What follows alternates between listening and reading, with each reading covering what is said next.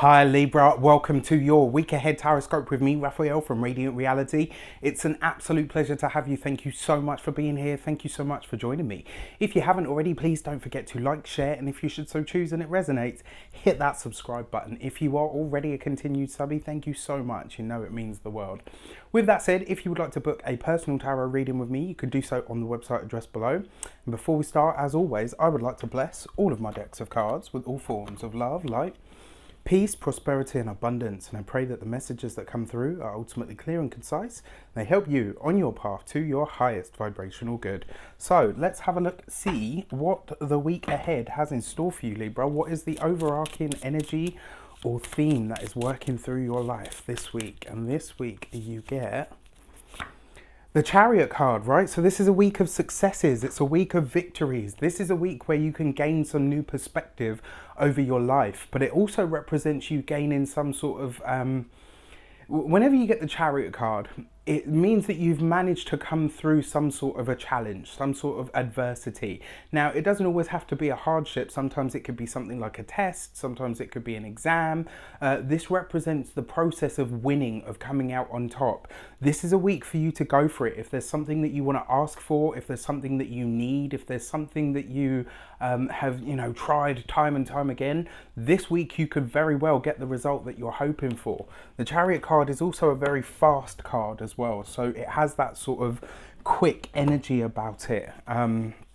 So you could find that this week sort of, just zips past and you're like, okay, where did the whole week go? All right, so let's give it some context. You have the Empress, beautiful, right in your direction. So when it comes to anything to do with finances, when it comes to anything to do with your living situation, environment, if you if anything about beautifying your home, anything about beautifying yourself as well, right? I mean, Mercury goes direct this week as well. Not out of shadow until around the 11th or the 12th of the month, so it's probably best for you to kind of wait until then if you're going to go ahead with anything concrete.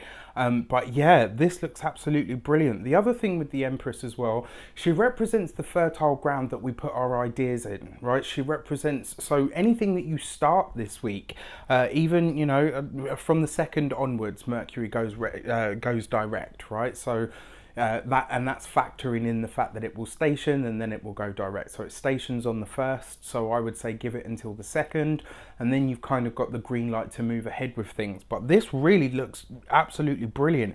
If there's a project that you want to get started on, if there's something that you're ready to move on, if you're ready to move in general, this could be a very good week for you, finding the sort of place that you want to live in, or finding the dream home, all of that sort of stuff. Now, as a direction, the Empress kind of asks you to tap into the spirit of beauty. It asks you to remember the beauty of life. It asks you to live by your passions, to enjoy things, good food, good wine, good company, laughter, happiness, pleasure, sensuality, all of that sort of stuff. This is a great week for you, and actually, given all of the, the things that have come up for you over the last few weeks and in the monthly reading, this is really nice because it gives you a little bit of a reprieve. It kind of says, okay, you know what? This isn't too bad. Like, it's, the month is going to be interesting to say the least. But, when they say good times are, are fleeting, take this week, right, to really enjoy yourself, to indulge in all kinds of things that will tap you into beauty, sensuality, and, just fun and enjoyment, so to speak, right? And then you're behind the scenes, you've got the Insight card, the Queen of Swords. So this would represent a Libra, a Gemini, or an Aquarius female. Now, I know some of you are guys, obviously, so we're going to, broaden it up. The Queen of Swords is always about standing your ground. The thing about the Queen of Swords is she's very tough, always speaks her mind. One of the things that I always say about the Queen of Swords is she got a mouth like a sewer but a heart full of gold. The thing about the Queen of Swords, she will be very forthright with you, but she's ultimately very, very fair. She's very logical in that respect. And as an Insight card, this is basically saying now it is time for you to really delve into being fair with not just other people, but fair with yourself. This is about you taking on board the understanding that what you would do for others, you need to be prepared to do for yourself. You know, one of the things that one of my mentors actually told me that I thought was brilliant.